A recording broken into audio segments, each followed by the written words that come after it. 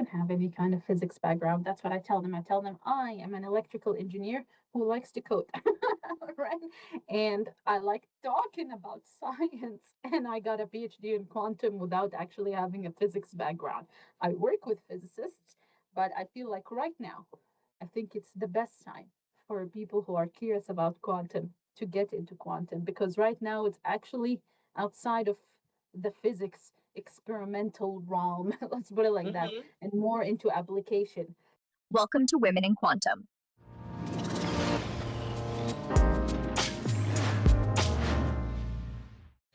Hi, it's Candace Gillhoolley. Welcome back. We're here today to talk to Sarah Metwalli, who is a research associate, and we're very excited to talk about what her perspective is in the quantum computing industry. Sarah, how are you today? Doing very well. Thank you for having me. How are you? I am great. Thank you so much. In the green room, we were talking about how you had to run around the Yes. university a little bit to find a quiet spot. It's very busy for you. Yeah, it's crazy. It's the beginning of the semester, kinda, you know. And people Right. are finally coming back seriously after the New Year's. So That's right. it's You're right. been They're all crazy. like, they're Yes. ready. They're roaring to go. No, I'm Yeah. really excited to talk to you today because I remember a lot about our pre-call, and if I do recall it, and we're going to talk about it. Is it true that you're originally from Egypt? I am originally from Egypt. Okay, and Um, I want to talk about that.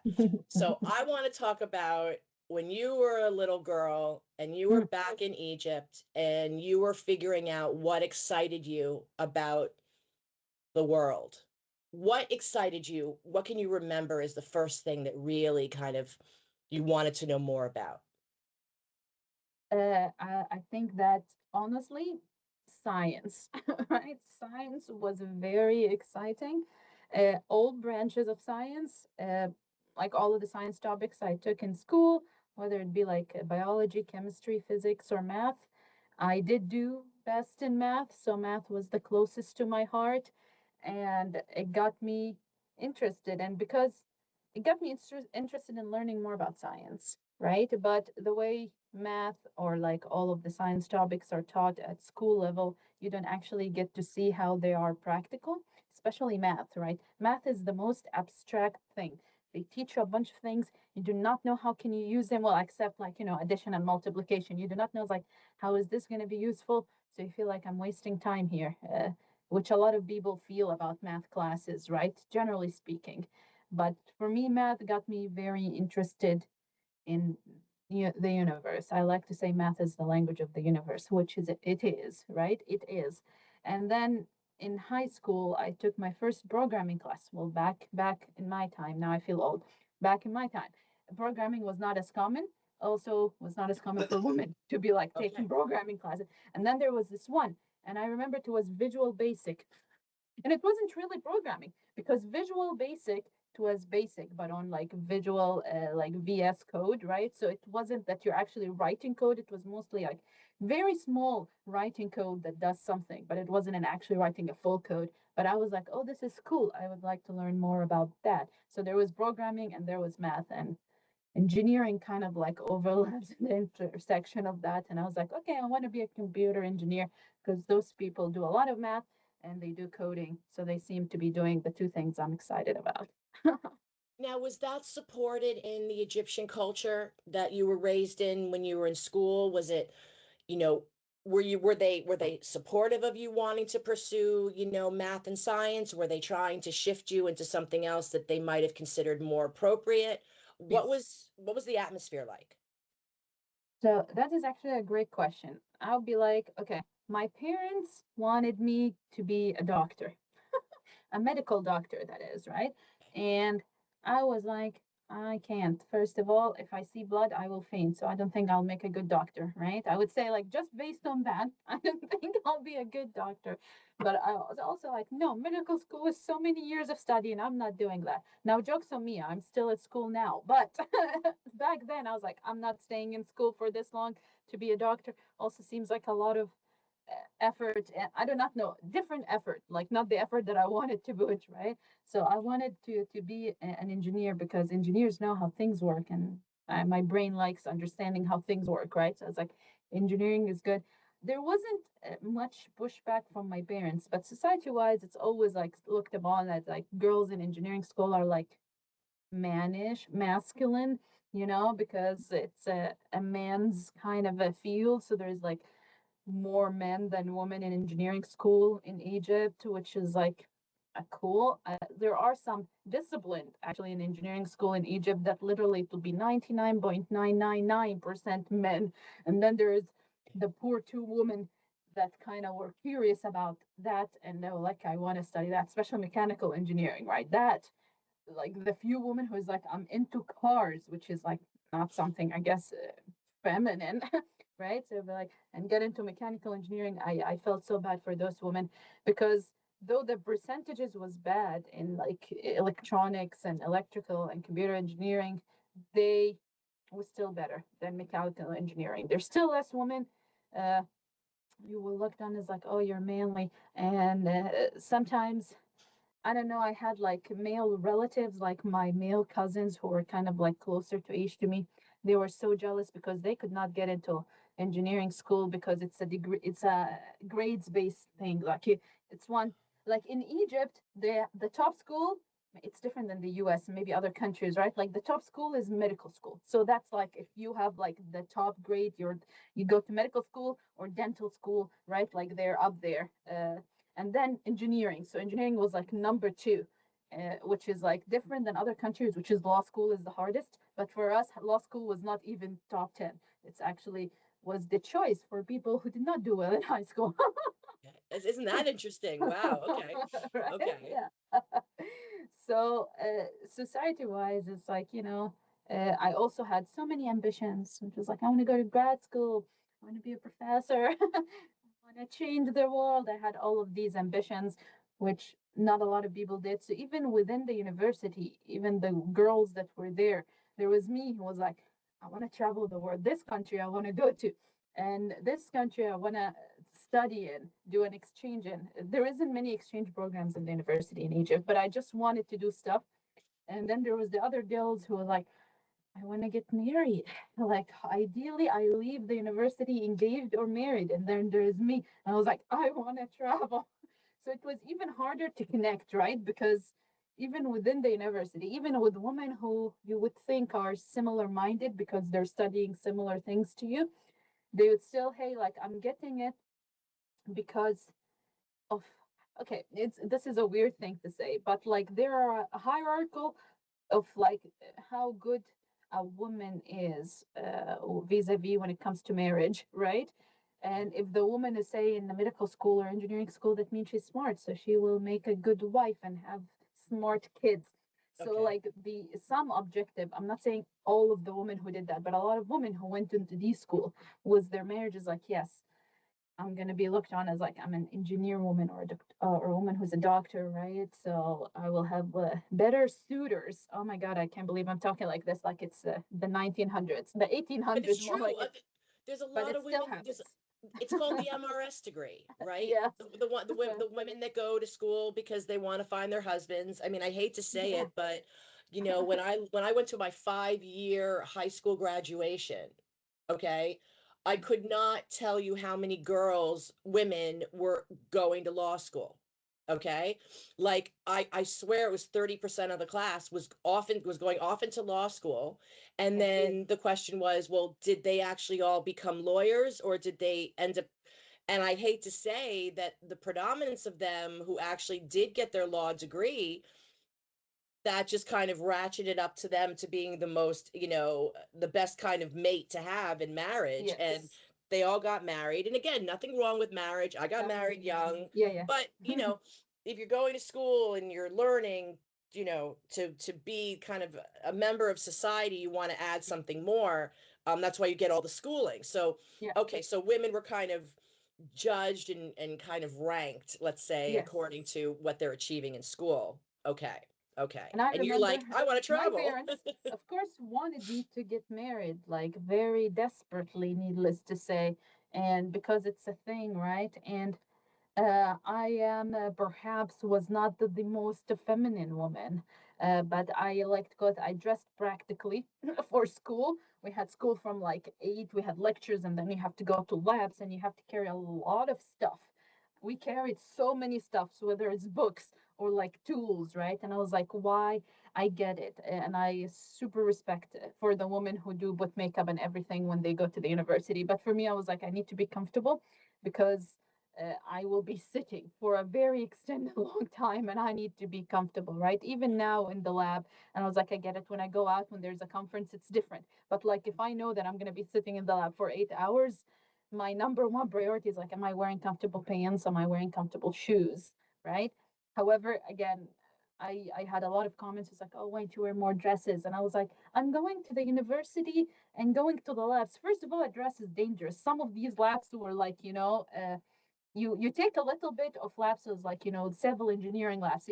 You had to take like selective, and I like to take courses from different discipline of engineering just because I was curious. Still am. Curiosity is still a thing. So it's like, or like chemical lab, like chemical engineering labs. It's like, you're not going to be there with a lot of skin showing, or even not skin, because, well, I used to wear the scarf because it's a religious country in Egypt, right? And my parents are very religious. So it's like, I had to, so many things, right? And I was like, all I wanted to do, honestly, was to leave Egypt and to actually be able to explore who I am and do what I want without the pressure from society and from my family.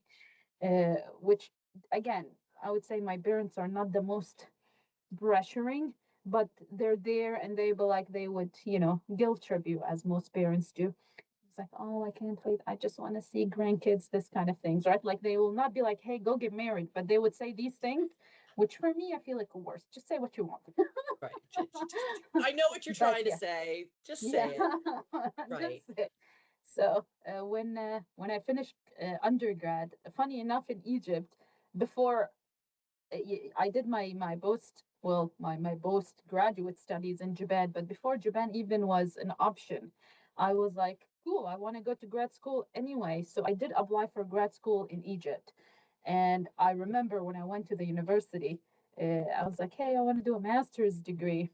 They were like, oh, you're not smart enough to do a master's degree because you did not score perfect scores in all of the topics. Some topics you did not get perfect score in, hence you cannot do a master's or a PhD. You have to have perfect scores in everything to be able to go to grad school. I was like, but the topics that I didn't get perfect scores was not topics I was interested in, nor is it the topics I want to do the master's in. So it does not make sense. But in Egypt, they were like, oh, just go get married or something. Really, the women, the staff in the universities in Egypt were savages. So I was like, just no. However, I did kind of start outside of the university, kind of like a private university. It's not really private, but like more like, hey, can I pay? So I did kind of have like a job after graduating. I was in Android developer, so I was writing code for Android apps. Oh, feels like forever ago because it was like 12 years ago. So that was in 2014, right? So I did work there for 6 months. I had very little saving because I was not getting paid good at all because I was like newly grad, like no one pays well when you're no experience. And I was like, cool, I'm gonna do a master's, and I started a master's in biomedical engineering actually, which was very interesting. It was kind of like between medical, like doing medical tools, but like from the engineering side, not from the medical side. But I was like, oh, that's cool. I always like the intersection between field. Like I like interdisciplinary fields. That's why I like quantum, where you can do a lot in different ways, and you just need like the core knowledge and some other people who have different core knowledge, and you work together, right? But I only did that for like 2 months while I was applying. And then I got to know I I was attending so many, how to say, workshops, and back then the webinars did not exist, but there was a group in Egypt called Egyptian scientists, and they would do an online calls back then. It was like on Google Meets, the old Google Meets. Again, it feels like I'm talking about ancient history, but yes, back then there was no Zoom, right? So like, and they would do these calls, which were mostly just audio about some Egyptians who managed to travel and do science. And they mostly were men, but like 90% of the time it was a man telling a story about how he managed to travel. and his only obstacle was financial, right? Which is I was like valid, but as a woman, there's so many other obstacles. Finance is one of them, but then there's culture that you're a woman, you have to tell your parents, hey, I'm traveling, and your religious parents would be like, oh, but you're a woman, you should not be traveling alone. Like there was like a whole thing that you had to overcome, plus the finances, right? That was like a lot. But one of them was in Japan, and he talked about how Japan was a good choice because not a lot of Egyptians travel to Japan for for like doing masters and PhD. So there isn't as large of numbers like Egyptian want to go to Europe or the US. So the chances of you actually traveling will be higher because there isn't as many people applying from abroad. And if you have like, hey, I'm doing, you can prove your knowledge more or less. It's doable to go to Japan. Also, it's like cheaper than to study in the US or I mean, than the US for sure. I mean, you have to have a scholarship to go to the US. It's very expensive if you don't. For Europe, there are some countries that have free-ish university, but mostly for Europeans, not for people coming from outside, right? So, and we're talking about currencies here. You have euros, you have dollars, and you have yen. And the yen is like the cheapest. So it's like financially, logistically, Japan made sense. I was always curious about Tokyo because it's a gorgeous city. It was one of the cities I always wanted to try living in. I had like a list. It was Tokyo, New York, and London. And so far, I lived only in Tokyo. Maybe in the future, I will live in London since I'm in the UK. And maybe somewhere in the future, I will live in New York. I lived in Chicago, close enough. Love Chicago very much. My favorite city in the US. So I was like, okay, and then I applied for grad school in Japan and I got in and I was super happy. Like I remember I had to convince my parents that was the challenge. I was like, look, Japan is safe, everything. It did help that I was always the good child. That makes sense. I was never the rebel. I am the firstborn, right? I had two younger siblings. I have my sister who's 2 years younger than me, and my brother who is 10 years younger than me. So my brother was me and him. There is a whole 10 years between us. It's hard to talk to him sometimes because different generations, but and my sister was the rebel, so she had a lot of attention, and I was always like just following the path kind of thing. So when I said, hey, I want to go for school, my parents was like, did not have to say, I didn't have to put a lot of fighting because they were like, cool, like she's a good person. She's not like gonna go crazy or anything. And she's a nerd. She's always studying and such. So it's like, makes sense, I guess, that you want to go. But they were like, oh, but you're coming back just after the masters, right? I did say, right. I did make a promise that I broke there, but I was like, yes, I shall be back and I will be married and whatnot. I will do whatever you want if you let me travel. Uh, and I did not do what they want. I lied to them, not intentionally though. I had to say what I had to say to pursue my dreams. You Well, gotta that's do it. what you So gotta do. you ended up in Tokyo and you were pursuing your PhD. Was there a mentor at that time who really, you know, y- got you and, was excited about what you wanted to be excited about and was working with you in your PhD? Was there anyone like that in Tokyo that just kind of continued to keep you going? Mm. So yes, uh, when I first moved to Japan, I mean it was hard, but I was very excited. I mean it's a whole different language, it's a whole different universe than Egypt, Japan. It's like it's their whole thing.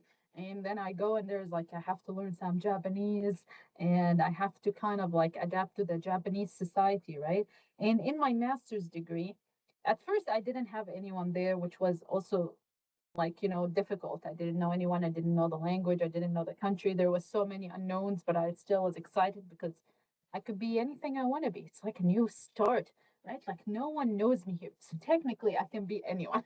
I can be me with no pressure from society or religion or whatever, right? And that was great. And when I went to Japan, I did not have a scholarship, right? So I had to kind of pay for school. However, I would say that the school where I did my master's was a very nice school. If you can tell them, if you can show them your finances, you can get exempt from paying the tuition fee. If you have like a high school record, and you can prove like, hey, I'm a good student, I'm doing so much, but like I do not have the money, you know. But you have to prove that, and your supervisor has to like be like, yes, she is doing great work, look, like she's going to conferences and such, right, and doing publications. So, and then they can give you exemption from the tuition fee, which is great. And they did. All of my masters, I did not have to pay for it, but I Oh, have to do a wow. lot of classwork, right? Like you have to kind of balance it out.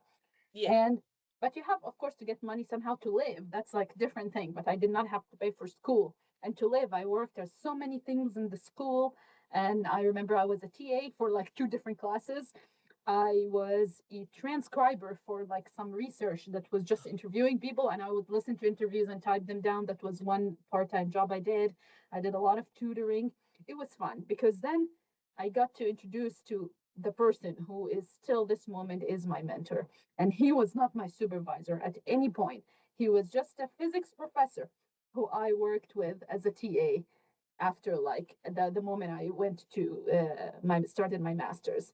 And he is actually an American guy from Texas. So he was a Oh, Texan, and he would walk around in his cowboy boots, but he was one of the nicest people I met. I mean, he still is. I do not know why I said what. He is one of the nicest people I met, and he was such an encouraging man. He was like, yes, you can do this. I know it's hard. And I literally worked as his TA the entire time I was in that university.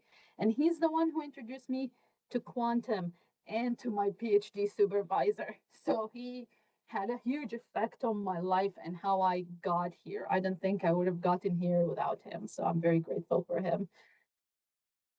so let me ask you, how do you navigate moments when you feel less confident, especially when the stakes are so high with what you're working on?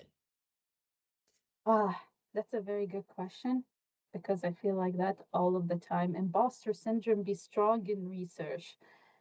Academia is a very fast, very aggressive, I would say, community environment, right? Like you always feel like, oh my God, I'm working with those people who are smarter and they work harder. I don't think I belong. There's always this moment of self-doubt. Maybe again, because I've been told I'm not smart explicitly to my face, right? So it's not like, hey, I'm thinking crazy thoughts. But one of the things I do is like I like to take a pause and look at what I accomplished. Where did I start and where I am now, and remind myself that I wouldn't be here now if I didn't have what it takes to be here. Sure, I can be like, people are kind, people gave me chances, people supported me, but in the same time, I was like, the people wouldn't have supported me, especially career wise, right? Like people wouldn't invest money in me if I did not have what it take, right? If they did not believe that I can help them move their whatever research forward, right, their business forward. As for like no one gives people jobs if they're not qualified for, right? So I was like, I have to remember that. I was like in this moment of self-doubts, and I can be like, oh, my boss is like super nice to me, they're just nice, that's why they hired me. No. Especially in quantum, especially in stuff where they need outcome, right? It's not like you're doing, they need outcome, they need work. So it's always stop. I always stop and remember, hey, remember where I've been in Egypt, being told I'm not smart enough, but here I am now with a PhD, publications, worked with IBM, work with national labs in the US, working now in one of the top 50 universities in the world. It's like, stop. It's doubting yourself. And like be like, no, no, no, I did that. I worked so hard, and I deserve everything I got. It's important, but it's something, of course, that we forget every now and then when things get hard, right? But it's I always had very supportive friends as well. Like I appreciate them so much. I had amazing friends who were always there. So in the moments where I couldn't stop and see where the all of the things I've gone through, they were there, be like, hey, in case you forgot how amazing you are, we're here to remind you. So I had such supportive and amazing friends. My friends are my family. I think of them as more family than my actual relatives because they have been there for me in a lot of ways. Like they are my emotional painkillers, as I like to describe Oh, them. I like that. I like that. So I like they're that. fantastic.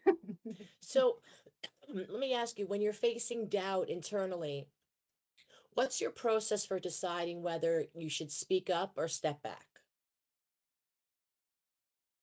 That's a good thing, and it's something I did actually think about a lot because I feel sometimes it's good to know when to give up on something. Like it's like this is not for me. It's taking too much energy and power, and I can't. I need to stop back. Um, I I also do a lot of reflection, and we're going to talk about like purely career wise. You know, I do a lot of reflection where I've been, what is so the moment where I decide to step back, if I'm doing something I did not want to do, but I did because I've been told that it's look good, right?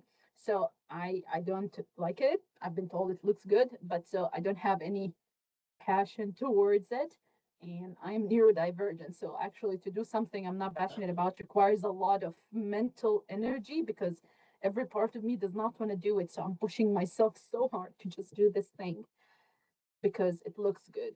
And I always step back, and maybe more so now after my PhD than before I got it, and be like, okay, can I do something that both interests me and is good for my career?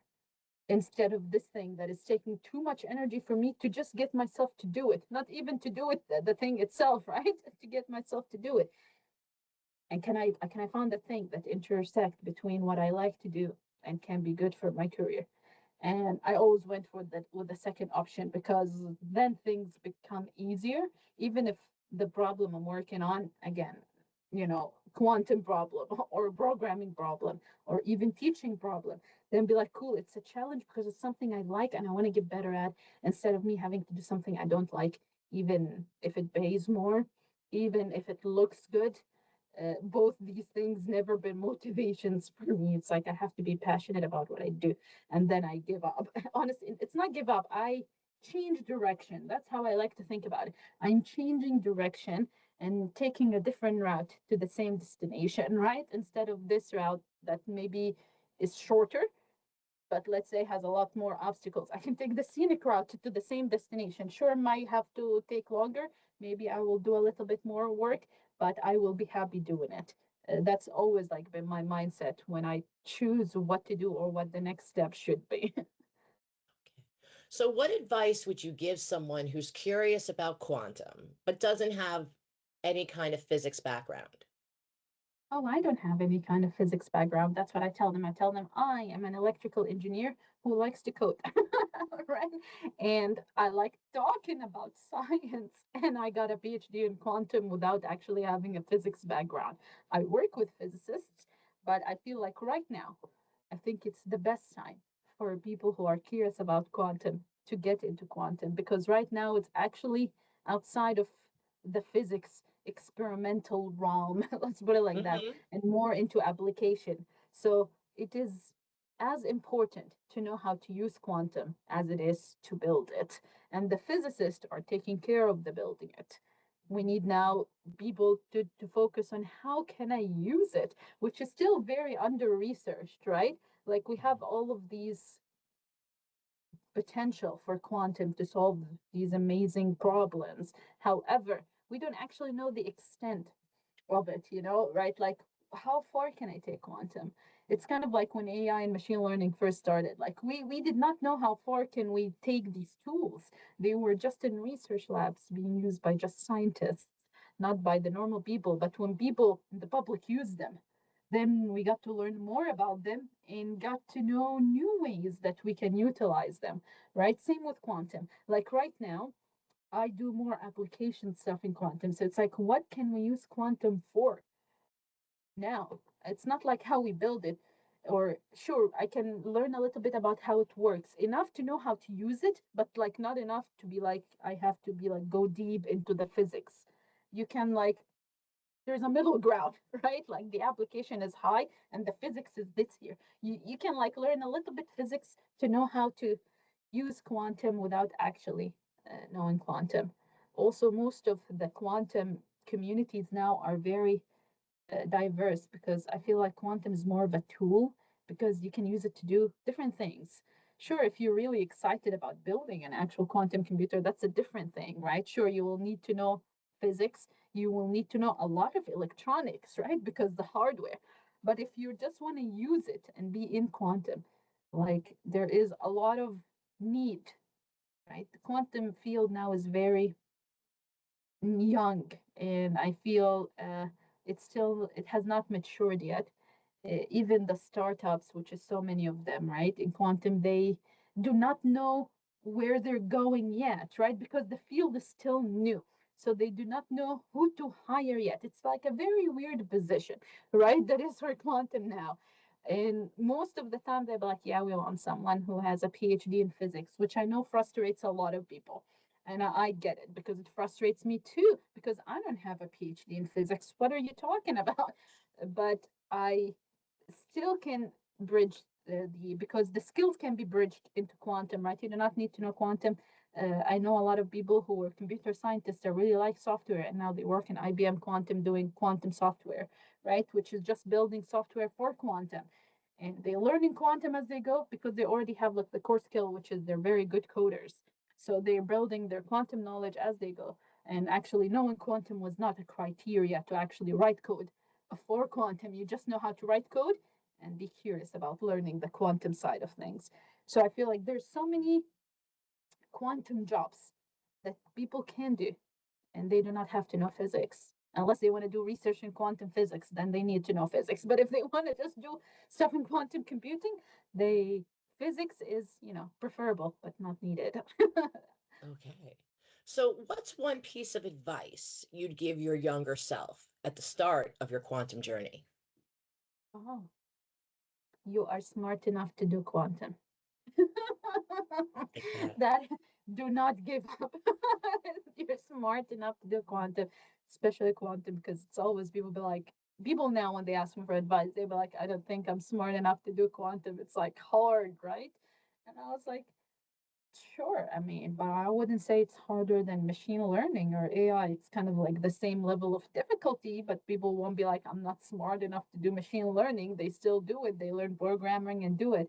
It's just that there's misconception about quantum. The word quantum somehow triggers fear into people's hearts for some reason. Yeah. I was like, no, no, it's not as bad as it sounds. It's actually very fun. So, how can the quantum field become more welcoming to people from historically underrepresented backgrounds? That's a great topic. That's a topic I actually did some work on personally, well, some activities towards. Uh, I think because quantum is a new technology, so it's an emerging technology. And unfortunately, in the world that we live in, the people who have access to emerging technology are often the people with the most privilege. By the time those people like become familiar with it, then the underprivileged people, underrepresented in science, whether financially or gender or sexuality, whatever aspect they're underrepresented because of, by the time it gets to them, like the other people who have it easier have learned from it and maybe progressed in it, right? So then you feel like I'm getting there late. And I feel it's, I do not know whose job it is. I want to say it's the individual researcher jobs, the university's jobs, companies' jobs. I would say it's the ecosystem, the entirety of it has a role to get people involved, right? Because a lot of companies and universities will be like, we need more people in quantum, but then they don't do anything about it. Now, sure, they can be like, yes, we have like mm, IBM, for example, right? One of the things that they did that I like, and they did a lot of things I don't like, but one of the things they did that I like is that they do have free access to the quantum hardware. It's not like all unlimited free access. They give you like, I think, 10 minutes a month, which is more than enough for you if you're curious to learn how to use it. There is a lot of companies are taking like they're doing educational content on YouTube, and people can watch it and like implement it, right? But not any, I don't know of any other company who gives free access to the hardware except IBM to the general public. Now, if you're privileged enough to be in an institute that is, I don't know, big and pays those companies to have access to their hardware, it's different. But like if I'm just curious, then what do we do? Uh, I worked with Argonne when I was in the US after my PhD for like 6 months. I did like a postdoc internship. I mean, I was an intern, right? And I had a PhD, and And I remember the manager, she was like, "You're the most qualified intern I've ever had in my life." And I Right. was like, she always introduced me as, "This is Dr. Sarah." She's an Right. intern on title, but she has a PhD in quantum. So she's not by any means an intern. Uh, we we were in Chicago, right? And we did intentionally go to like the underrepresented, the poorer the districts of Chicago, and we did give webinars and talks about quantum and about science in general, right? Because again, kids who grew up in societies or communities where they're not given the options, right? Like they do not know that they can do quantum because they do not know that quantum is an option, right? Not because they're not smart enough. They don't even know that there exists a quantum computer and that the field got this far ahead and you can actually do it if you want to.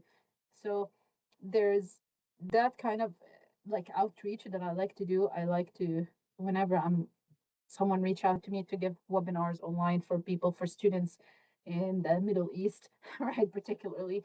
And I was like, yes, for women. Right now, I'm writing a funding proposal with two other postdocs who are also women about getting more women into quantum, right? Okay. So I it's like like, that. so I how do like, we go from even the middle and high school girls? That's the level that I want to target, right? Like from when they're younger, and then the society still it's still pushing, sorry, starts pushing self-doubts on them and tell them that, hey, stay out of the sciences because it happens everywhere in the world.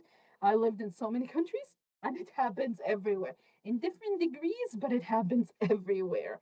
So it's like, how do we get more women interested in science? How do we make it more welcoming? And again, as I said, it's hard because it's very still male dominant. I mean, yeah. in my office now, all of the visitors are men. It's still the numbers are still very skewed. So which means there's so more work still need from us to do it. And I hope that sometime, that in the future I get to a point where I have more influence and more decision making capabilities to make a change and be like, yes, let's do more outreach. Let's tell people that it's an option. So getting there step by step. I and that's another reason why, you know, I wanted to start the Women in Quantum podcast. I want to show who is out there, what they are doing, why it's exciting, so that younger women can see themselves in other women that are out in the field already and say, wait a minute, I could do this, I could do that. I'm just like her. I can, and then feel less of a barrier to entry Yes. because they're hearing it from other women themselves. And I think that's a way more powerful message to convey from woman to woman. So let me ask you a little bit about your current the current research that you're working on. So what is the focus of at the quantum software lab that you're working on? Okay, so the quantum software lab, they do so much stuff. We do a lot of stuff, not just software. But currently, I'm working on two projects. One of them is, so I'm in the University of Edinburgh, so technically it's the UK, and uh, right now there are a lot of hardware companies that uh, have hardware, different kind of qubits. So qubits can be made in different ways, physically speaking, right? And each type of qubit have different characteristics. So if I choose to make qubits, for example, let's see, IBM and Google have something called superconducting qubits. There are ion trap qubits. So there's companies that works on that. There is neutron atom qubits. And there's new ones that people are getting, that still researchers are coming up with. There's photonics, right? There's different kinds. And each one of those qubits have different characteristics. So the way we want to implement stuff on them, right? Because that's what I'm interested in, right? Like say I have an application, a code that does something. It's going to perform the same on all of these machines? The answer is no, because the qubits have an effect, although they're all quantum, but they all have different error rates. They have different way they interact with each other. Some of them has they cannot hold their state for long. Qubits are very sensitive, right? They're very finicky. You have to baby them. So it's like, Right. okay, how they don't hold it. So some of them can hold their state longer. some of them interact with each other faster. So it's like, okay, how do I choose the right application to the right hardware is kind of like one of the projects. But also, how do I benchmark the performance of the hardware? So cool, I have these bunch of hardwares. I actually do not know, even if I choose the right application for them. How do I know if it's good, right, or bad? I'm not going to say bad. I mean the performance, like what can get better, right? Like not like bad as in don't use it bad, but like what is the, how do I evaluate the performance of it? So one of it is like we're working with a group of people, so we take their code, so people who already wrote application, and we test it on different hardware and see how can we optimize it for specific hardwares. We're working about if that process can be streamlined, if it can be something, can we write code that does that for us instead of the researchers spending a lot of times doing that. Maybe the researchers are not coders, maybe they're physicists or chemists, or I don't know, doing any of the life sciences, right? Maybe they work in finance because quantum has application in finance, and they do not know how to do this optimization thing for the hardware. Can we find a way to make this as streamlined as a case set process or a code that does it for you? The answer is still unknown because it's research, but that's one project. The other project is actually an application, which is about using quantum machine learning for life sciences. So, like biochemistry or biology, like detecting diseases like cancer based on like a bunch of like cell imagery. Like you get a bunch of cell imagery, can we use quantum machine learning to detect it faster? How hybrid can we have like a quantum classical machine learning algorithm? Because quantum machine learning can mean so many things. It's such a vague term, but it's mostly like have some quantum stuff, some classical stuff working together to make something hopefully better than just purely classical, right? Hopefully. And that's what we're testing. So you have to try a couple of things and be like, is the performance better or should we just stick to classical? Because it can be like, just stick to classical because it's doing better, at least for now, because the quantum machines now cannot do much. They're still, again, very faulty. So we're quantum computers now vis-a-vis hardware. It's called like the noisy intermediate quantum. So NISQ, which is something that a lot of people throw, which is because the size is intermediate and it's very noisy. All of the hardware companies are trying to get to a fault tolerant quantum computer, which is like something that is not, I don't want to say not affected by error, but we have some error correction and error mitigation technique enough that we can eliminate the error and then we can fully utilize the qubits, right? So until we get to that point, which we're not there yet, some companies are super optimistic about it and they think they'll get there in like, by 2030. Fingers crossed for them. I don't think they will, but I'm going to remain optimistic. Some people do not think that we'll ever get a full tolerant quantum. So we have the very optimist and the very pessimist in the science field. And I try to stay in the middle. It's like, we'll get there, but I think it will take more than 4 years. We'll get there.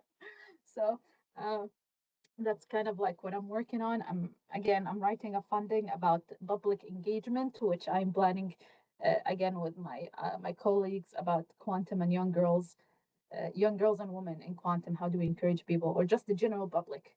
We even gonna go give quantum talks in a pub because that's what people do here. So they can drink while we yab about quantum in the background. They will learn a thing or two, even if they're not paying attention. So, and then yay, mission successful, right? That's the whole point. We want some people to know a thing or two about quantum so they can be able to distinguish between the hype, which is there's so much about in quantum, and what actually quantum can do. That's the goal. So what do you see as the most promising near-term application for quantum computing? Oh, that's a tough one. If you were going to just say quantum and stop, and I was like, oh, quantum sensing, great. There's so many applications for it right now, right? Okay. Quantum sensing is the most of the quantums, right? Because there's physics, there's computing, there's sensing. Quantum sensing is the one that actually have applications now, whether it's in like detecting diseases because it's like little sensors.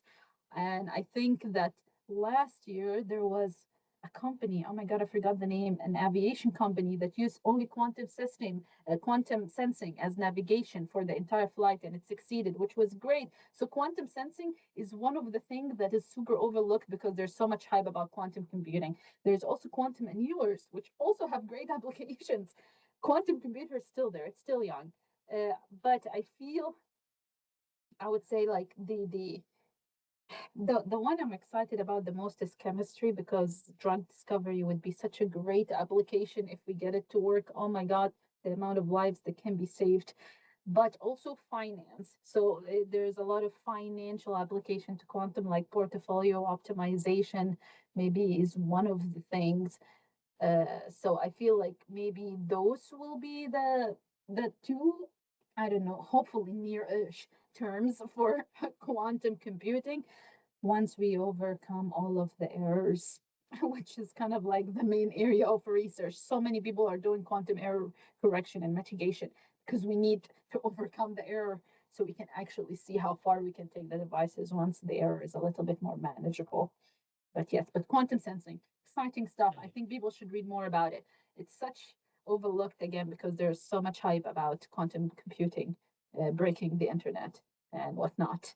So people like, ooh, breaking the internet. Oh my God, scary. So it's not going to break the internet anytime soon. I'd like to ensure everyone who's listening not going to break the internet anytime soon.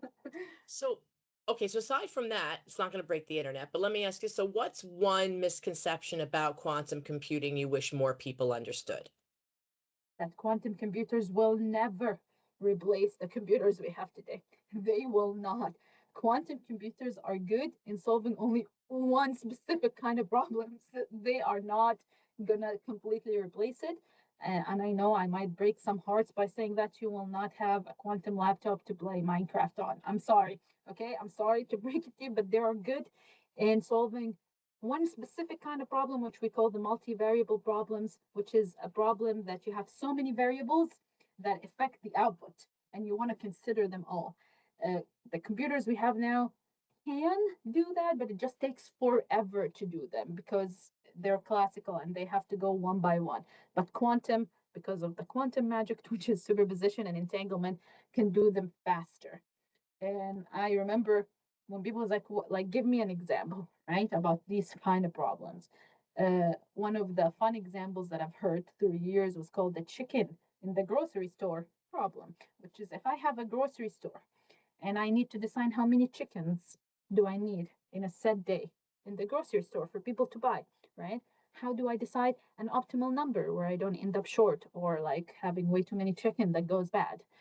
And there's so many factors, more than people think, about how grocery stores decide. And it's an optimization problem, right? Basically, in computer science, what they're called this category of problems. You have to decide what day it is of the week matters. Is there a holiday coming up?